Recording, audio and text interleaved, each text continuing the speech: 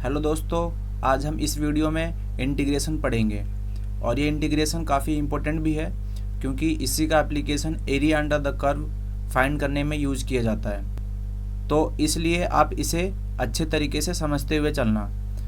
तो हम इस वीडियो में ये सारे टॉपिक्स पढ़ेंगे जिसमें हम इंटीग्रेशन की डेफिनेशन देखेंगे और इसके टाइप्स, जो कि इसके इनडेफिनिट और डेफिनिट इंटीग्रल होते हैं। तो ये दोनों हम इसकी डेफिनेशन पढ़ेंगे और मेनली इस वीडियो में हम इनडेफिनिट इंटीग्रेशन पढ़ने वाले हैं, जिसमें हम मेथड्स ऑफ इंटीग्रेशन पढ़ेंगे और इसमें integration by substitution method, integration using partial fraction, integration by parts and जो ये इम्पोर्टेंट फॉर्म है एक कि e की पावर x फंक्शन और उसका डेरिवेटिव। अगर ऐसा है तो इस इंटीग्रल का क्या आंसर आएगा। ठीक है, तो ये सारे टॉपिक्स हम कवर करेंगे। तो सबसे पहले इंटीग्रेशन बेसिकली होता क्या है। तो इंटीग्रेशन इन्वर्स प्रोसेस होता है डिफरेंशिएशन का, जो हम इससे पहले वाली वीडियो में डिफरेंशिएशन चैप्टर पढ़ा था, तो उसी का ये ठीक इन्वर्स प्रोसेस होता है। ठीक है, तो इसके दो टाइप्स होते हैं, इनडेफिनिट और डेफिनिट इंटीग्रेशन। तो इनडेफिनिट में बेसिकली एक फंक्शन होगा जिसका डेरिवेटिव f(x) है। तो यदि इस फंक्शन का डेरिवेटिव f(x) है तो इसका इंटीग्रेशन कैपिटल F(x) हो जाएगा। क्यों? क्योंकि इंटीग्रेशन और डिफरेंशिएशन दोनों रिवर्स प्रोसेस है। ठीक है, और यहाँ पे इनडेफिनिट इंटीग्रेशन में हम प्लस c, वेयर जो c होता है इंटीग्रेशन कांस्टेंट बोलते हैं इसको हम। ठीक है, या फिर कांस्टेंट ऑफ इंटीग्रेशन।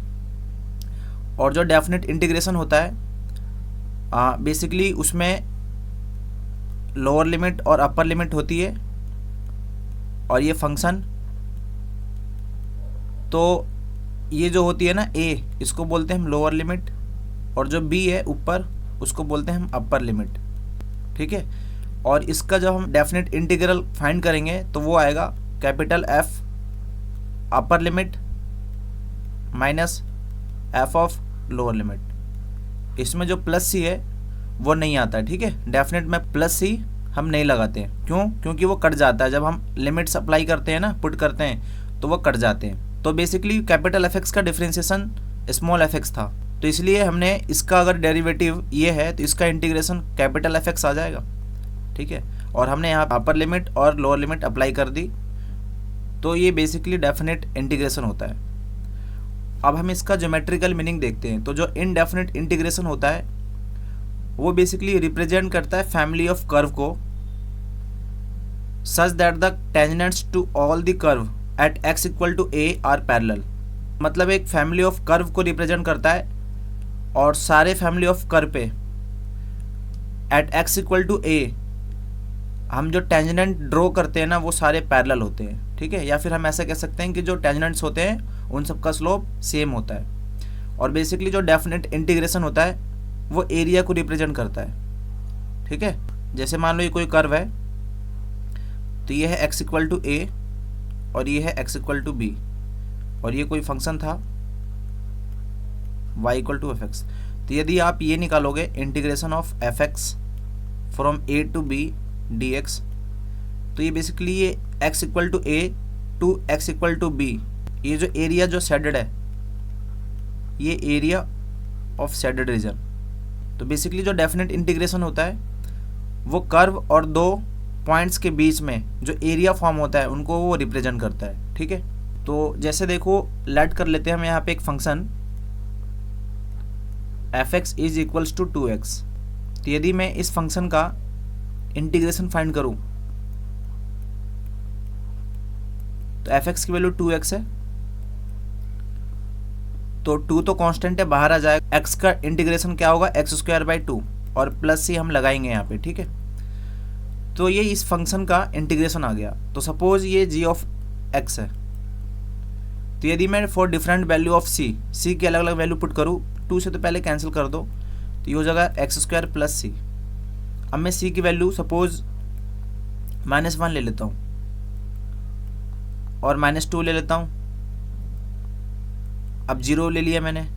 ठीक है, x² प्लस 1 ले लिया, 2 ले लिया। c की अलग अलग वैल्यू के लिए ये लिख सकते हैं। तो ये जितने भी कर्व है इन सब का जो डेरिवेटिव होगा वो ऊपर वाला होगा, डिफ्रेंशिएशन। क्योंकि यदि आप इनमें से किसी भी फंक्शन को लेकर आप डिफ्रेंशिएट करते हो तो आपको 2x ही मिलेगा। ये तो कांस्टेंट है, कांस्टेंट का डिफ्रेंशिएशन 0 हो जाता है, ठीक है। तो ये जो सारे कर्व हैं इन सब का डिफ्रेंशिएशन 2x आएगा। तो यदि मैं इन सबको प्लॉट करूँ यहाँ पे, ये सपोज x है, ये y है, तो y इक्वल टू में x² का ग्राफ क्या होता है, ऐसा होता है, ठीक है। तो ये किसका है, y इक्वल टू x² का। और उसी प्रकार y equal to x² plus 1 का क्या हो जाएगा, तो 1 यूनिट से अपवर्ड डायरेक्शन में शिफ्ट हो जाएगा, यानी यूं हो जाएगा, ठीक है। और उसी प्रकार ये हो जाएगा किसका, y equal to x² plus 2 का, और जो ये हो जाएगा वो हो जाएगा y equal to x² plus 1 का। और उसी प्रकार अगर मैं y equal to x² minus 1 का ग्राफ प्लॉट करूँ तो वो 1 यूनिट से डाउनवर्ड डायरेक्शन में शिफ्ट हो जाएगा, कुछ ऐसा, ठीक है। तो ये किसका ग्राफ है, ये वाला, ये है y equal to x² minus 1 का, और ये है y equal to x² minus 2 का। तो ये सारे gx फंक्शन थे, ठीक है। तो अगर मैं इन सब का डिफरेंशिएशन करूँ तो क्या मुझे मिलेगा, 2x मिलेगा, ठीक है। तो यदि मैं कोई यहाँ पे एक पर्टिकुलर पॉइंट ले लेता हूँ, सपोज मैंने ये पॉइंट लिया x इक्वल टू a, तो at x equal to a यहाँ पे जितनी कर्व आ रही है, जैसे हमने अलग अलग c की वैल्यू लिखी तो हमें बहुत सारे कर्व मिले, तो उन सभी कर्व पे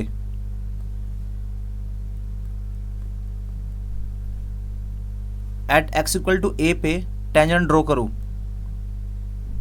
तो ये बनेगा, ये बनेगा, ये बनेगा और ये बनेगा, ठीक है।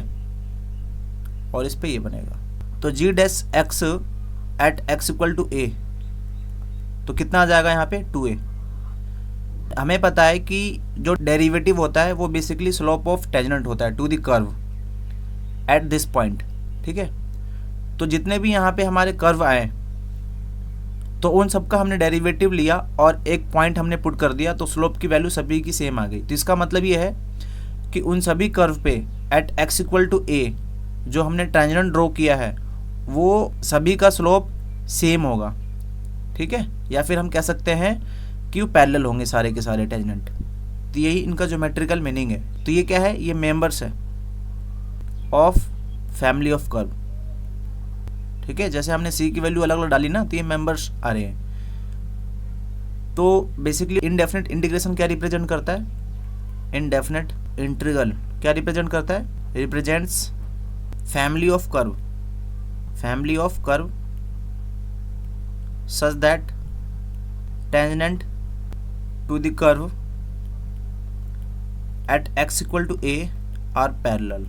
तो ये आपको समझ में आ गया ऐसा क्यों हो रहा है, ठीक है। क्योंकि जब आपने c की वैल्यू अलग अलग डाली तो आपको अलग अलग कर्व मिल रहे हैं, तो वो जो भी कर्व मिल रहे हैं वो उस फैमिली ऑफ कर्व के मेंबर है, ठीक है। और उन सभी का डिफरेंशिएशन निकालते हो तो वापिस आपको वही फंक्शन मिल जाएगा। तो इन सभी कर्व का डिफरेंशिएशन 2x है। तो यदि मैं at x equal to a पे पॉइंट वहाँ पे पुट कर दूँ तो 2a हो जाएगा। तो इसका मतलब ये है कि सभी कर्व पे at x equal to a पे जो मैंने टेंजेंट ड्रॉ किए हैं उन सभी का स्लोप सेम होगा, ठीक है। तो यही इसका ज्योमेट्रिकल मीनिंग है। अब देखो कुछ यहाँ पे हमारे पास स्टैंडर्ड इंटीग्रल के फॉर्मूले हैं।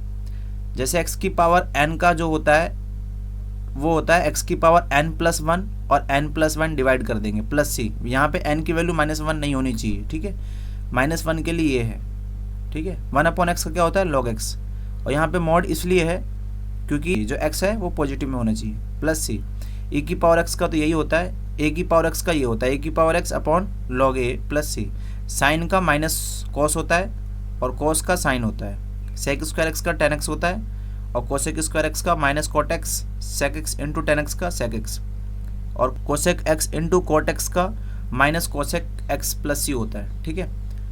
तो ये सब ऐसा इसलिए हो रहा है क्योंकि जैसे सपोज करो dy by d x of cos x minus sine x होता है, ये आपको पता होगा, डिफ्रेंशिएशन में पढ़ा होगा आपने।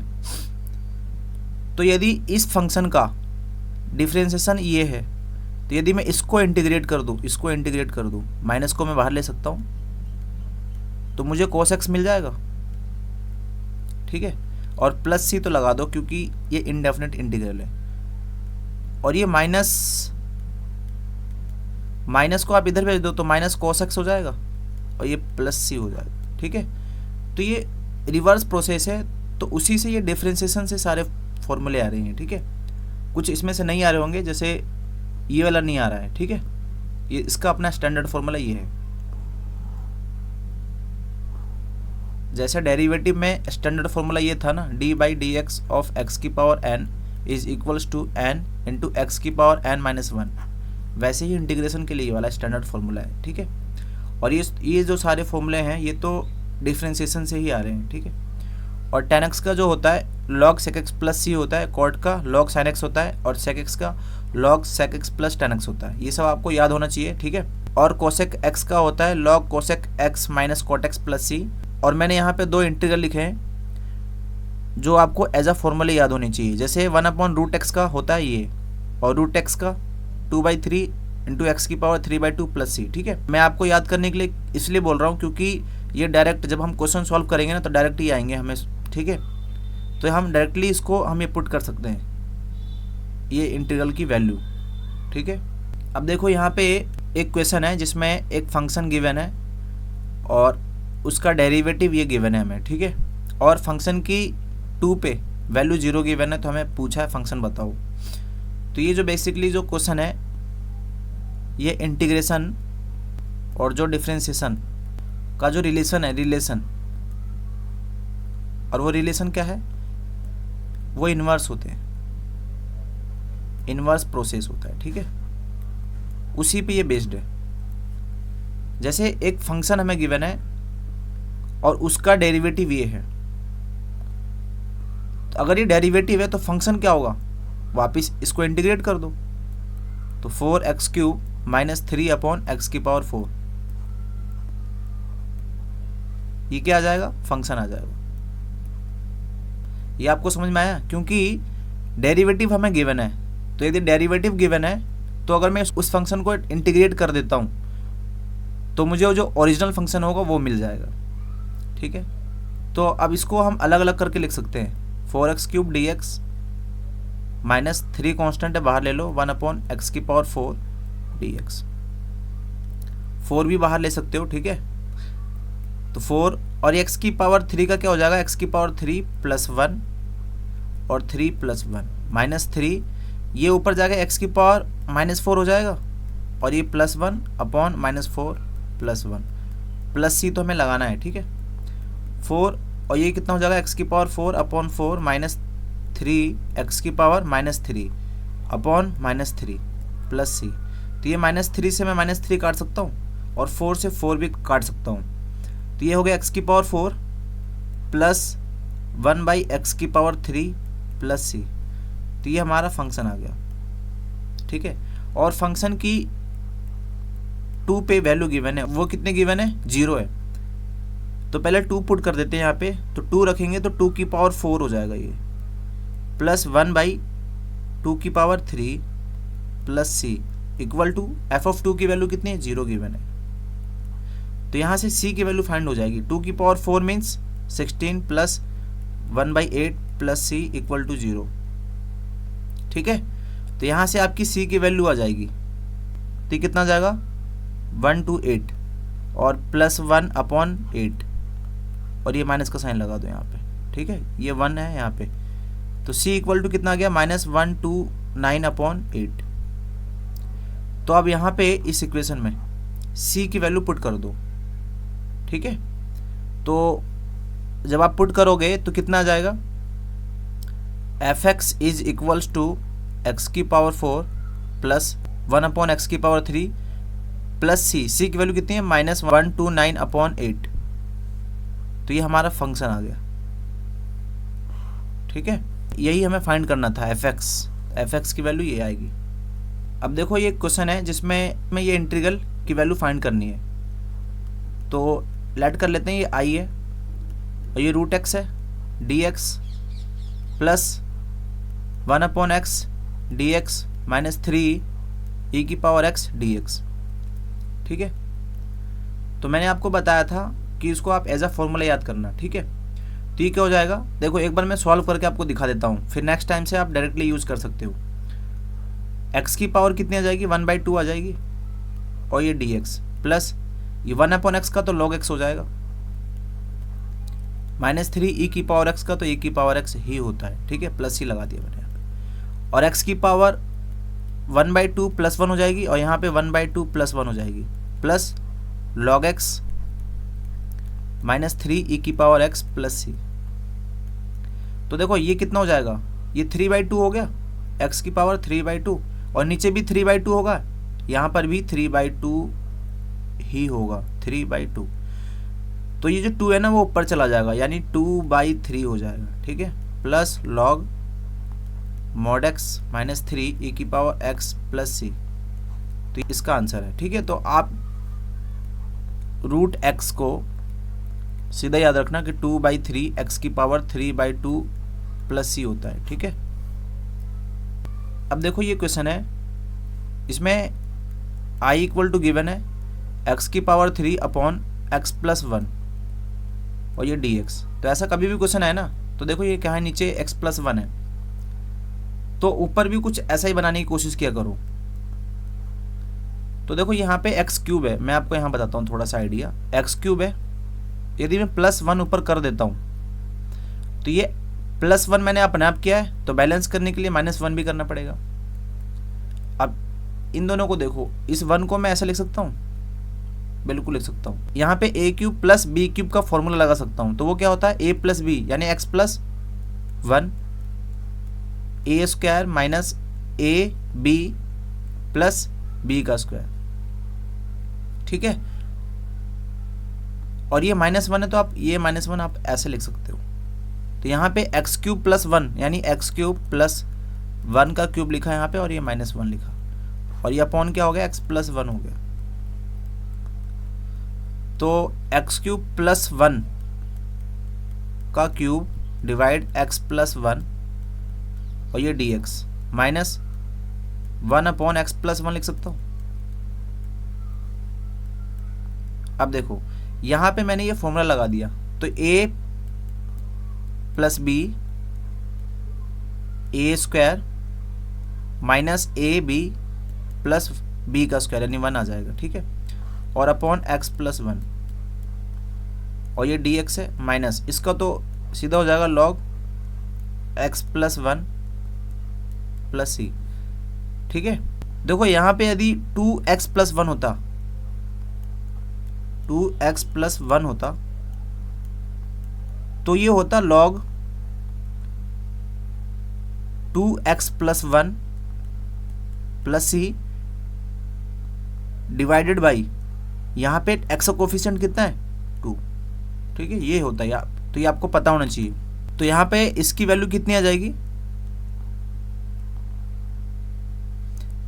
ये तो कैंसिल हो गया, तो ये हो गया integration x square minus x plus 1 dx, ये तो minus log x plus 1 plus c।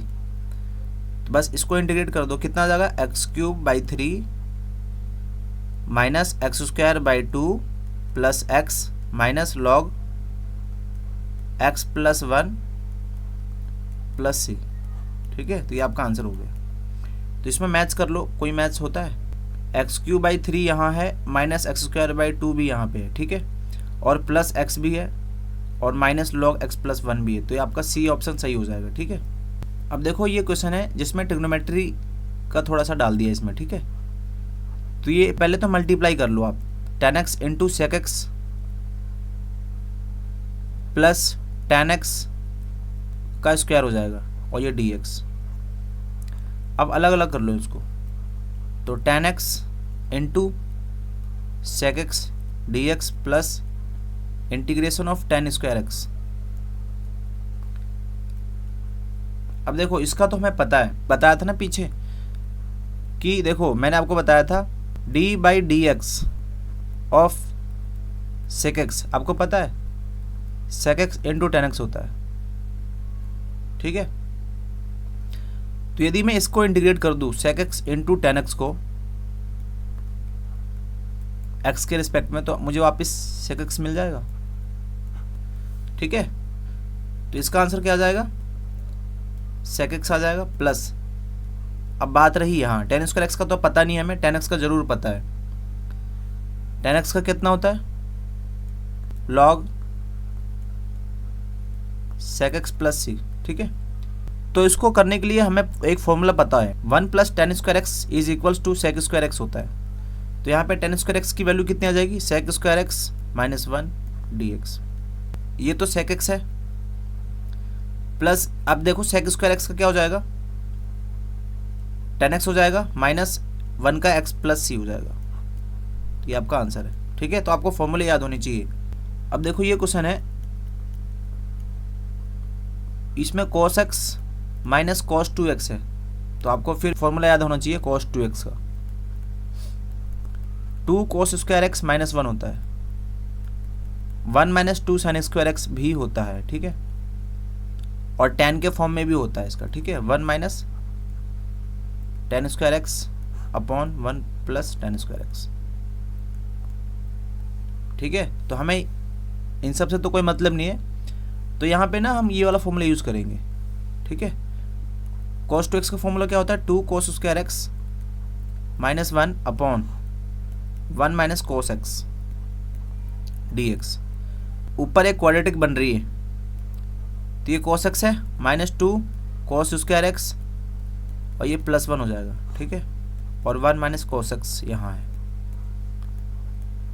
तो ऊपर जो क्वाड्रेटिक बन रही है ना, मैं आपको यहाँ सॉल्व करके दिखाता हूँ। देखो माइनस 2 cos स्क्वायर एक्स और प्लस cos x प्लस 1। अब ये माइनस 2 cos स्क्वायर एक्स तो ऐसे ही लिखो, यहाँ पे फैक्टराइज करना है। तो देखो ये माइनस 2 है, यहाँ पे 1 है, तो इनको मल्टीप्लाई करने पे कितना आना चाहिए, माइनस 2, और प्लस या फिर माइनस करने पे प्लस का cos x आना चाहिए। तो देखो इसको हम ऐसे लिख सकते हैं, plus 2 cos x minus cos x plus 1। ठीक है, तो अब यहाँ से माइनस 2 और cos x कॉमन ले लो, तो यहाँ पे कितना आ जाएगा, cos x माइनस 1 और माइनस 1 यहाँ से कॉमन ले लो, तो ये हो जाएगा cos x माइनस 1। तो ये कितना हो गया, 2 cos x माइनस 1 और ये cos x माइनस 1। ठीक है, तो आप यहाँ रख दो इसको, कितना आया। अब यहाँ से देखो माइनस आप कॉमन भी ले सकते हो इन दोनों में, तो माइनस आप कॉमन लोगे तो कितना हो जाएगा, 1 प्लस 2 cos x, और इसमें से भी आप माइनस कॉमन ले लो, तो माइनस कॉमन लोगे तो ये माइनस तो आप यहाँ से कॉमन लिए हो तो आया, और एक माइनस 1 यहाँ से आ जाएगा। ठीक है, तो ये हो जाएगा 1 minus cos x divided by 1 minus cos x और ये dx।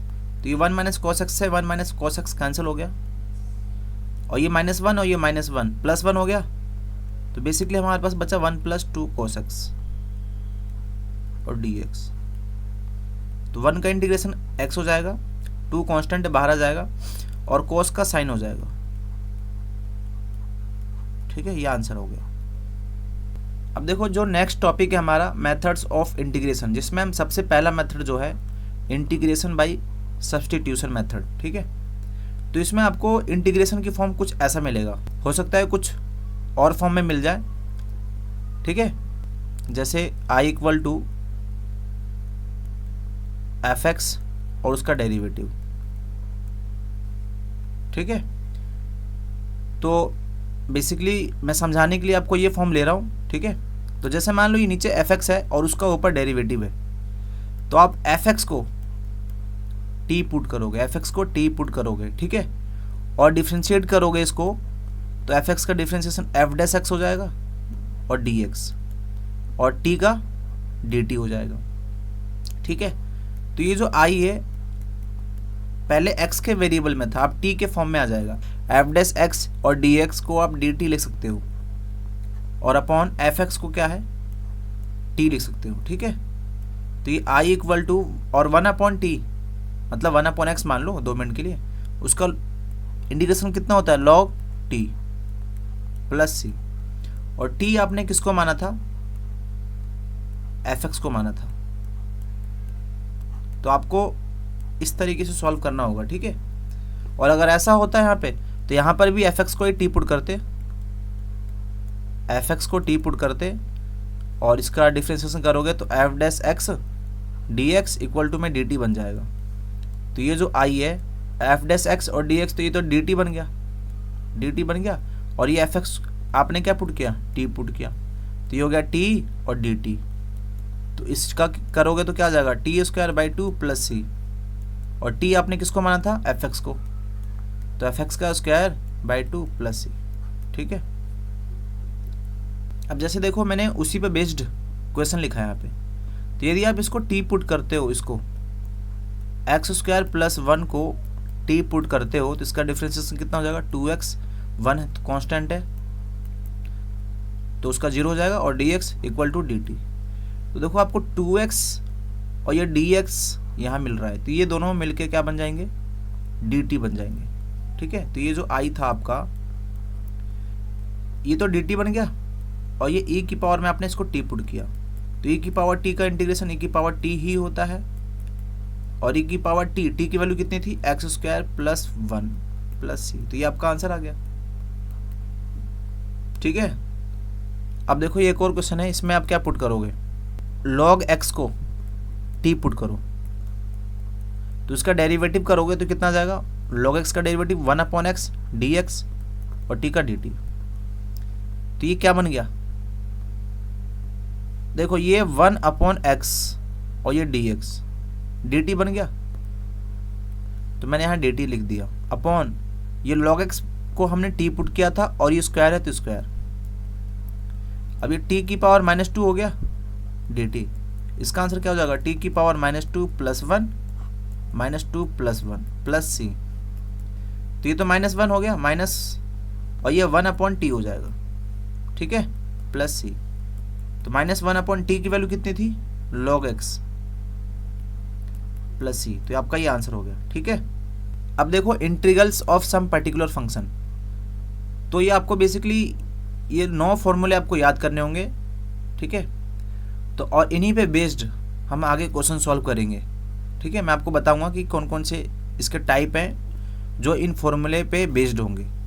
तो आपको सबसे पहले तो ये फॉर्मूला याद होना चाहिए, जैसे dx of x square minus a square, तो उसका फॉर्मूला आता है 1/2a log x माइनस ए अपॉन एक्स प्लस ए प्लस सी। तो इसको मैं याद करने का आपको तरीका बता देता हूँ कि देखो यहाँ पे x है ना शुरू में, तो ये x माइनस ए ऊपर जाएगा, ठीक है, और प्लस में नीचे आ जाएगा, और यहाँ पे शुरू में a है तो a माइनस एक्स नहीं जाएगा ऊपर में, ठीक है, क्या जाएगा, a प्लस एक्स जाएगा, और नीचे में a माइनस एक्स आ जाएगा, बाकी 1/2a यहाँ भी है, यहाँ भी रहेगा, ठीक है। और इसमें देखो बीच में माइनस था तो 1/2 आ रहा था, देखो कहीं ना कहीं माइनस था, यहाँ भी माइनस था यहाँ भी, पर यहाँ पे माइनस नहीं है प्लस है, तो उसका फॉर्मूला क्या हो जाएगा, 1/a tan inverse x by a plus c. तो ये आपको याद होना चाहिए, ठीक है। और उसी प्रकार से रूट में अगर मैं लगा दूँ तो log x plus under root ये वाला पूरा, ठीक है, और उसी प्रकार में प्लस वाले में x प्लस अंडर रूट ये पूरा नीचे वाला, और a square minus x square का ये होता है, ठीक है, sine inverse x by a plus c. और उसी प्रकार से ये रूट में x square minus a square d x, तो इसको भी याद करने का आपको मैं तरीका बताता हूँ। क्या है कि आप x बाई टू तो आपको तीनों केस में लगाना है, ठीक है, और ये जो भी है वो आपको यहाँ एज इट इज लिख देना है, ठीक है। अब बात आती है यहाँ पे, तो आप यहाँ पे ए स्क्वायर को कोफिशिएंट चेक करोगे तो माइनस में है ना, तो माइनस का साइन लगाओगे, और ए स्क्वायर बाई 2 सब में लगाना है, ए स्क्वायर बाई 2 सब में लगाना है। यहाँ पे कोफिशिएंट चेक करो, माइनस में आ रहा है, ये माइनस में तो माइनस लगाओगे, यहाँ पे देखो प्लस में आ रहा है तो प्लस में लगाओगे, और यहाँ पे ए स्क्वायर कोफिशिएंट प्लस में है तो प्लस में लगाओगे, ठीक है। अब ये under root x square minus a square किस फॉर्मूले से मैच करता है, इससे, ठीक है। तो इसका फॉर्मूला क्या था, log x plus under root x square minus a square, तो वो पूरा एज इट इज यहाँ चिपका दो, और ये under root x square plus a square उसका यहाँ है तो ये है, ये एज इट इज चिपका दो, और ये ए स्क्वायर माइनस एक्स स्क्वायर का ये है तो इसका आप एज इट इज यहाँ चिपका दो, ठीक है। तो आपको अगर ये 3 फॉर्मूले याद हैं तो ये समझो कि आपको ये 3 भी याद है, ठीक है। और बाकी बात रही इन 3 की, तो ये तो सिंपल है, माइनस का साइन है 1/2a आएगा ही आएगा। x देखो यहाँ पे शुरू में है तो x माइनस ए और अपॉन एक्स प्लस ए, यहाँ पे a है तो a प्लस एक्स ऊपर जाएगा, ठीक है, और a माइनस एक्स नीचे आ जाएगा। तो ये कुछ तरीका है याद करने का। अब देखो जो नेक्स्ट है कि इंटीग्रल ऑफ द फॉर्म। अगर आपको इस टाइप का इंटीग्रेशन सॉल्व करने को क्वेश्चन आएगा, अगर आपका क्वेश्चन कुछ इस तरीके का दिखता है, जैसे 1 अपॉन क्वाड्रेटिक है ये, ठीक है, 1 अपॉन क्वाड्रेटिक, ये क्वाड्रेटिक है, और ये है 1 upon under root quadratic, integration of under root quadratic, ठीक है। तो ऐसा अगर कोई फॉर्म आता है इंटीग्रेशन का, तो सबसे पहले तो ये जो क्वाड्रेटिक होता है ना, इसको आप method of completing the square से सॉल्व करोगे, ठीक है। तो वो क्या कहता है कि सबसे पहले जो एक्स स्क्वायर का कोफिशिएंट है ना, उसको 1 बनाना है। तो 1 यहाँ पे तो a है, तो 1 कैसे बनेगा, a कॉमन ले लो, तो कॉमन लेने पे ये आ गया। और x का कोफिशिएंट जो है, जैसे यहाँ पे b बाई a है, तो b बाई a का आप आधा करो, तो b बाई a का आप आधा करोगे तो b बाई 2a हो जाएगा। तो b बाई 2a का स्क्वायर आप ऐड करोगे और उसका स्क्वायर आप एक बार सब्ट्रैक्ट करोगे, ठीक है, और प्लस c बाई a तो यहाँ पे एज इट इज ही आएगा। तो ये आपको समझ में आया है कैसे लिखा है ये। एक्स का कोफिशिएंट जो भी आया उसका आप आधा करो और उसका स्क्वायर एक बार ऐड करो और उसी का स्क्वायर एक बार सब्ट्रैक्ट करो, ठीक है। तो आप जब इतना करोगे तो यहाँ से लेकर यहाँ तक या तो a प्लस बी का होल स्क्वायर बनेगा या तो a माइनस बी का होल स्क्वायर बनेगा, ठीक है। तो वो आप ये लिख देना यहाँ पे, और जो बाकी टर्म्स ये वाले और ये वाले बच गए उनको आप सब्ट्रैक्ट करके यहाँ लिख देना, ठीक है। और इसके बाद फिर इसको आप टी पुट कर लेना और डिफरेंशिएट कर देना, तो ये dx इक्वल टू dt आ जाएगा। और इसको आप ये जो भी यहाँ पे एक नंबर आएगा, ठीक है, बेसिकली कांस्टेंट नंबर आएगा यहाँ पे, तो उस नंबर को आप परफेक्ट स्क्वायर के फॉर्म में लिख लेना। मतलब जैसे मान लो नंबर 5 आ रहा है तो आप उसको √5 का स्क्वायर लिख लेना, ठीक है, मैं ये कहना चाह रहा हूँ। और उसके बाद जो हमने ये फॉर्मूले अभी पढ़े, ये वाले इनमें से किसी ना किसी टाइप में वो मैच कर जाएगा, ठीक है। अगर मान लो आपका ये वाला फॉर्म है तो वो इससे मैच करेगा, इन तीनों से, ठीक है। और यदि आपका टाइप ये है 1 अपॉन अंडर रूट क्वाड्रेटिक, तो वो इन तीनों में से किसी एक से मैच करेगा। और अगर आपका टाइप ये है तो आपका इन तीनों में से किसी ना किसी में से मैच कर जाएगा, ठीक है। तो इसलिए मैंने ये फॉर्मूले आपको याद करने के लिए बोला था, क्योंकि जब इस टाइप के क्वेश्चन आएंगे ये फॉर्मूले वहाँ पे यूज़ होंगे, ठीक है। तो मैंने ना ये तीनों टाइप जो मैंने आपको बताया, ये 1 अपॉन क्वाड्रेटिक और 1 अपॉन अंडर रूट क्वाड्रेटिक और अंडर रूट क्वाड्रेटिक, तो उसका मैंने एक क्वेश्चन यहाँ पे रखा है, ठीक है। जैसे ये क्वेश्चन आपको यहाँ पे तो ये 1 अपॉन क्वाड्रेटिक है, तो वो ऐसा भी दे सकता है आपको, या फिर वो आपको ऐसा भी दे सकता है, ठीक है। तो मेथड तो सबका सेम रहने वाला है, बस लास्ट में फॉर्मूले इनके यूज होंगे, ठीक है। बाकी सब सेम प्रोसेस है। तो मैं ये करा देता हूँ क्वेश्चन, ठीक है। तो इसको देखो, सबसे पहले तो आई मान लो और ये dx अपॉन ये x square minus 6x plus 34 है, ठीक है। मैं 34 लिख दूंगा, पहले इसको हम कंप्लीटिंग द मेथड स्क्वायर लगाते हैं। तो एक्स स्क्वायर कोफिशिएंट देखो यहाँ पे 1 है, ठीक है। अब एक्स का कोफिशिएंट कितना है, तो 6 है, तो 6 का आधा करो, कितना आएगा 3, तो 3 का स्क्वायर एक बार आप जोड़ दो और एक बार आप घटा दो, और ये 34 यहाँ पर लिख दो, ठीक है। अब ये dx बन गया और ये क्या बन गया, देखो यहाँ से यहाँ तक ये फॉर्मूला किसी का बन गया, ये बेसिकली 9 है ये, तो ये किसका बन गया, x माइनस 3 का होल स्क्वायर बन गया। अब जब इसको आप ओपन करोगे तो एक्स स्क्वायर माइनस 6x और प्लस 9 बन गया, और यहाँ पे क्या बचा, -9 प्लस 34, तो ये हो गया dx अपॉन x माइनस 3 का होल स्क्वायर प्लस 14 में से 9 जाएगा तो 5 बचेगा और ये 2 बचेगा, ठीक है।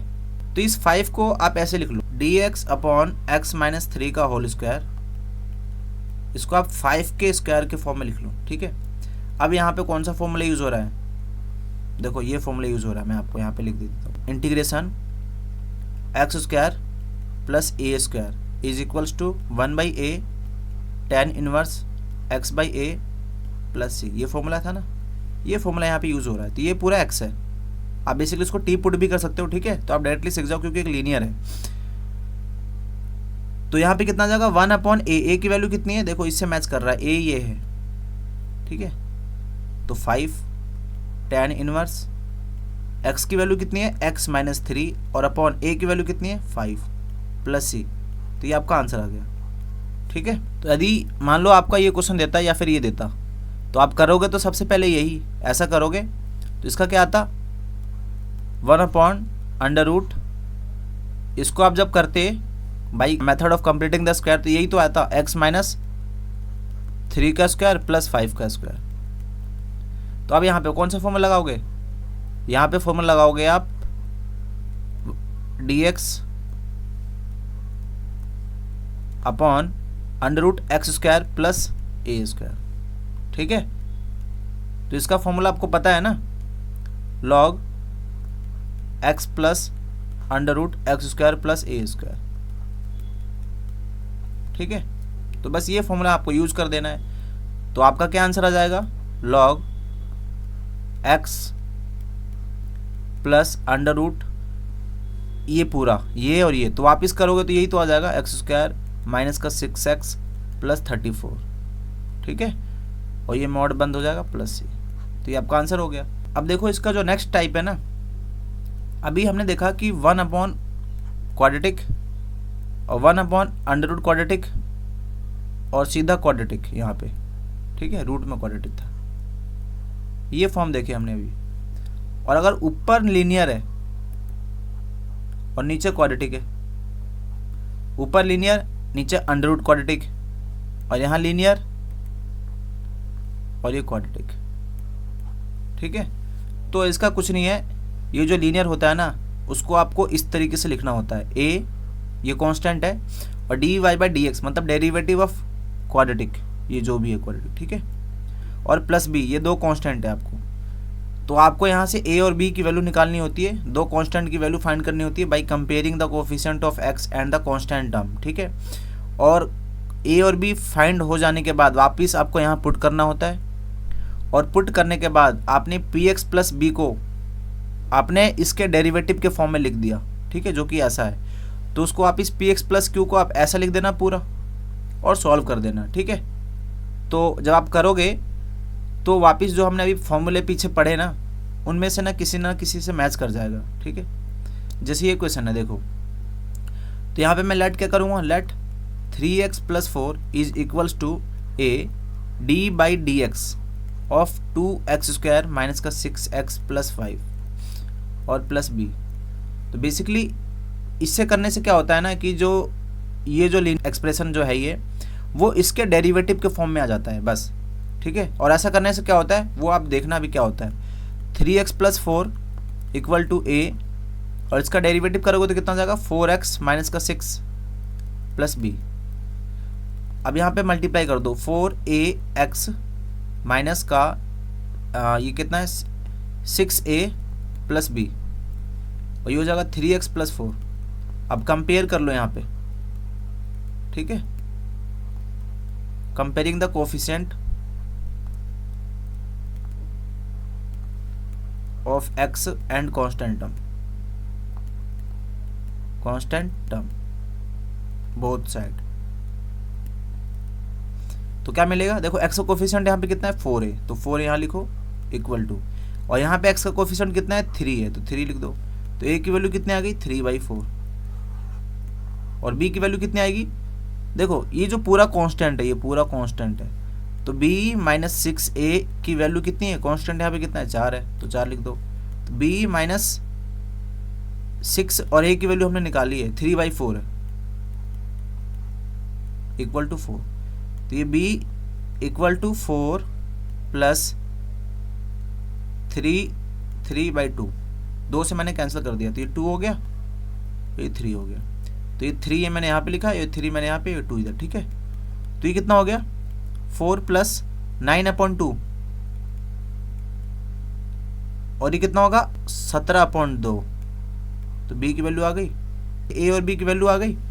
अब ये जो इक्वेशन था हमारा ये वाला, इसमें पुट कर दो।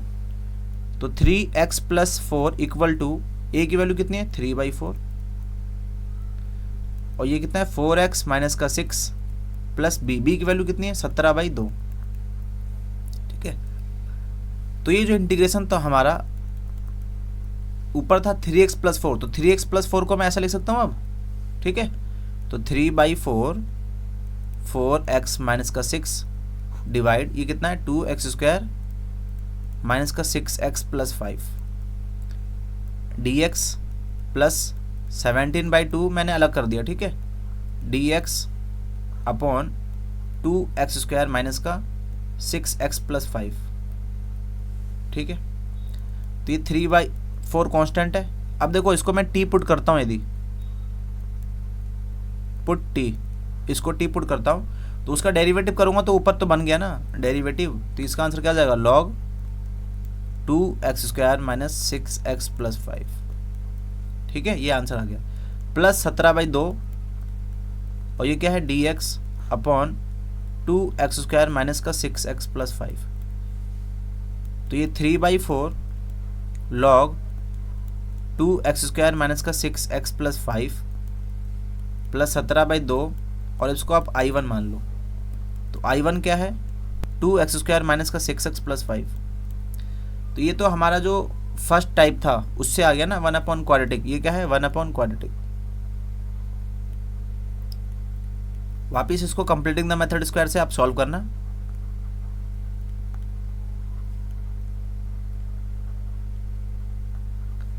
ठीक है, और जब सॉल्व करोगे तो आपका कुछ इस तरह से बनेगा dx upon x plus minus a का स्क्वायर प्लस k का स्क्वायर। ठीक है, तो आप उसके हिसाब से फॉर्मूला यूज़ कर देना, तो आपका आंसर आ जाएगा I1 का, और जो भी आंसर आएगा वो आप इसमें पुट कर देना। तो बेसिकली हमारी I की वैल्यू आ जाएगी। ये तो हमने फाइंड कर ही लिया है, I1 आप यहाँ से निकाल लोगे, यहाँ पुट कर देना तो I का वैल्यू आ गया। ठीक है, तो इस वीडियो में बस इतना ही। तो मेरे चैनल को सब्सक्राइब करना, लाइक करना और अपने दोस्तों के साथ शेयर भी करना ताकि उनका भी फ़ायदा हो सके। तो thank you for watching my video. Thank you.